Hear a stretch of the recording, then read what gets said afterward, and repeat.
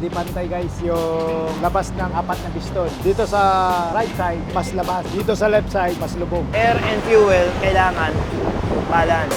First time ko lang mag-maintenance ng ganito. Maraming ako natutunan. Nakakapagod pero worth it. Medyo malinis pero mapapansin nyo may mga namumuo, no? Parang sumama lahat.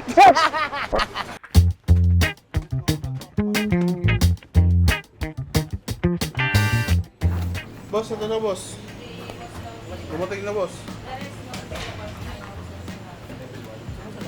Ay, pucha, ito yung headlight na in-order ko sa Indonesia, yung JPA, para sa ating CX-4RR. CX-25R, CX-4RR, parehas lang yan. Finally, dumating na, isang buong ko itong hinintay. Tara, tingnan natin ang itsura nito. Halos 2 weeks nang nakabukas yung CX-4RR doon kasi hinihintay namin makumpleto yung pyesa. Ito yung missing piece para makapag-start na kami doon sa part 2. Ay, shit, ganda. So, projector with eye, ilaw din to, alam ko eh. Tapos, ito yung pilik mata. Ang ganda. Ay, Xenon. Xenon type. Tara, baba tayo. Pakita natin kay Master. Let's go. Let's go. Yun o.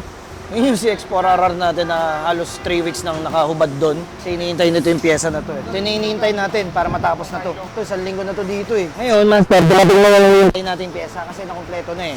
Ito na yung titanium namin. Galing pa Indonesia to eh. Original to. Yeah! O, gino. Pero bago ang lahat, tingnan nyo muna yung mga ikakabit natin.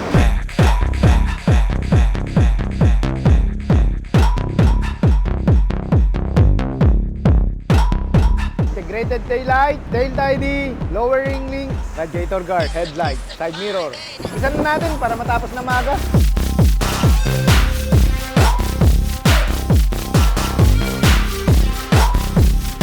Master, medyo makaangat.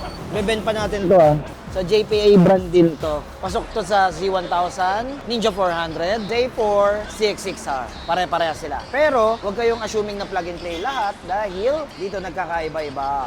Dahil bawat motor, iba-iba ang suksukat. Dito magkakaroon ng katay moments, pero dito sa 01, may ginagamit kami. Kasi pag bumili kayo ng integrated taillight, kahit original pa yan, iba ang socket. Yung nandito sa main harness mo, kailangan putulin kasi magkakaroon ng bypass. Ngayon, para walang bypass, obligado at free na nagbibigay kami ng converter. So, walang putol moments yan.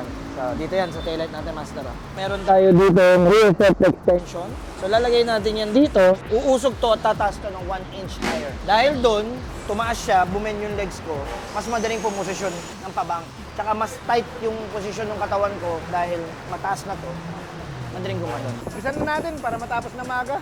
Magsisimula tayo sa pinakadulo, sa likod. Una, ang tail tidy o fender ellie. Next, ang rear set extension na ni-request ni boss para pang ready sa racetrack niya.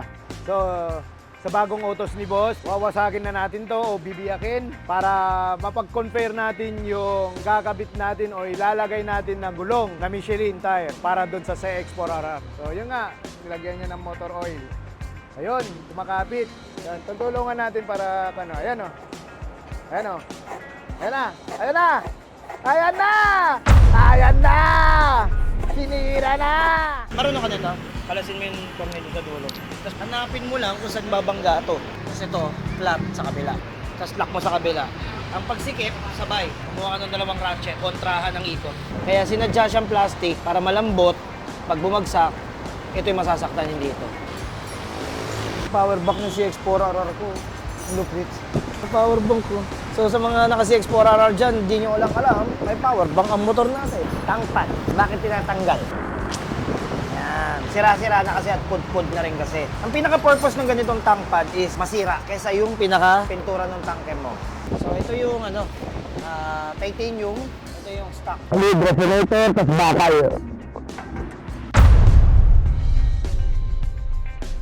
So, projector type siya. So, ang kagandahan nito sa dati niyang headlight is mas malakas yung buga at mas malawak yung ilaw niya.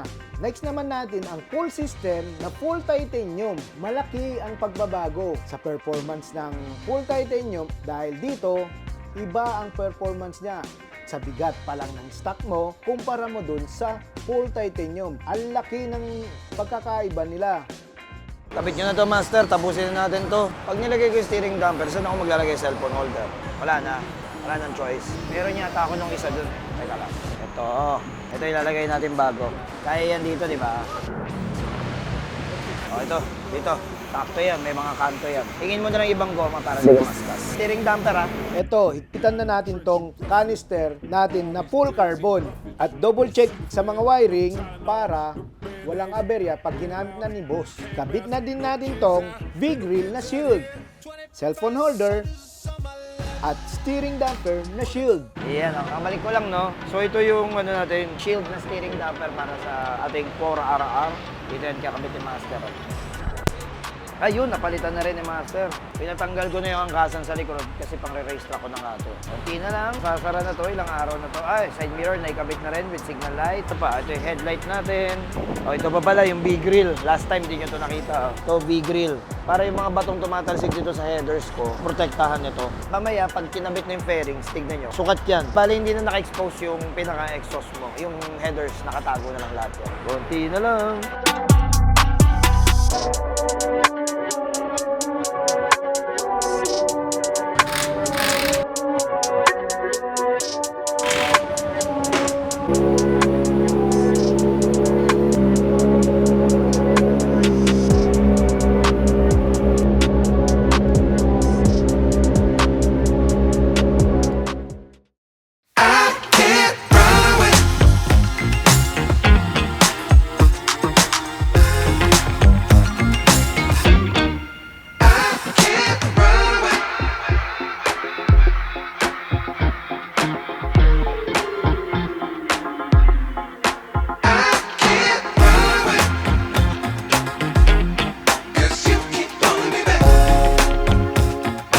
Natin tong CX-4R natin, tapos na to gawin. Full titanium, gusto ko marinig to sa tunnel eh. Kung ano yung performance niya, yung ingay niya. Yung steering damper natin ay kabit na yung shield. Slider, ito radiator guard, malapit yun. Ito yung V-grill namin. Ayan, up, down, tapos may nakatago ko ditong ilaw. Tara, sound check natin, pakinggan natin to.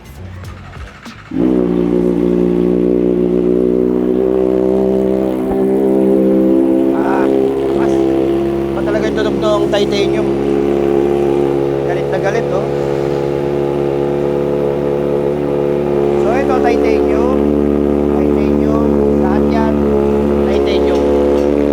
Iba yung tunog ng titanium sa stainless. Mas mataste yung stainless. Meanwhile, yung titanium, pang racing talaga yung tunog.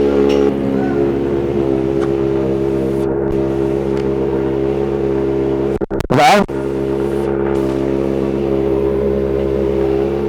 Ito na hinihintay ko. Buti na lang bago ako umalis, dumating. Shareng! So, kita nyo naman, titanium all the way. Ayan, o. Pina-adjust ko rin yung screen sa loob para yung sound mas bumaze. Nentech pa rin sa gaang. Tara, papalitan natin saglit. Cats hanging around the corner with the upturned hat, down on the ground trying to catch some cash. Kaya sound check muna natin to. O, tayo na masalbahe. Mas galit to.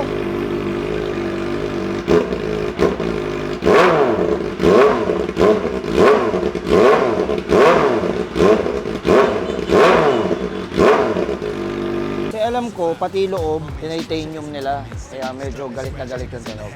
Subukan natin lagyan itong BB killer. Magbabago ba? Medyo okay na.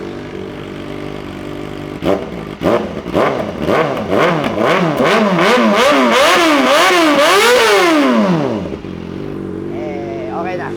Pag walang DB killer,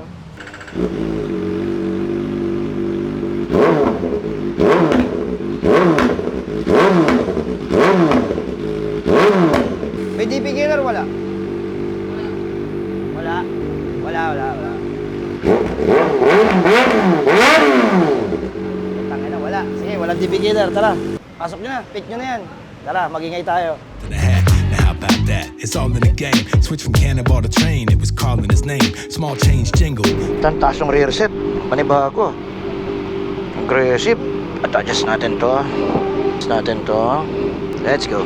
Taas ng rear set.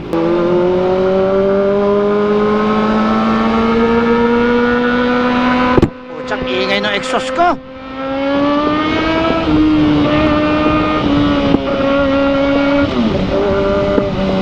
Ingay ng exhaust. Okay, testingin natin yung side mirror. Kung may nakikita ba tayo. Yan. Diba ako parang alitap-tap. Ang dami ko signal light. Hanggang headlight.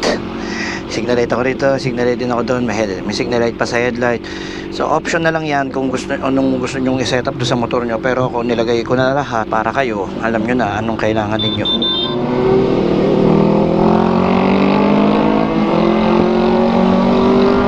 Sound check tayo sa tunnel. Tara.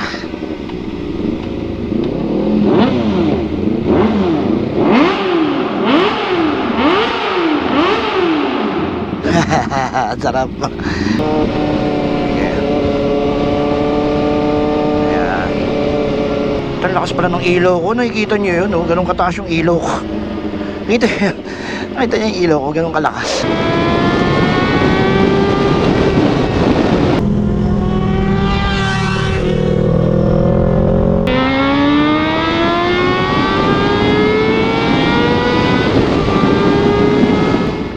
Yan ang headlight ng upgraded na CX-4RR. Ganyan yung gano'ng kaliwanag. High beam natin si Kuya. Paghang! Ganun siya kaliwanag.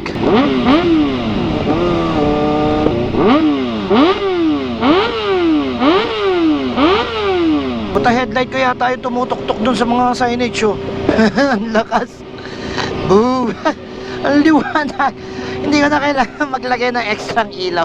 Grabe ang liwanag agad dun, no? Umaga pa yan, ha? Umaga yan, ha? Partida, ha? Paano kaya pag gabi pa? Tignan nyo yung headlight natin, mga Siwa Nation, no? Boom, liwanag, oh. Nakikita, nagpapas.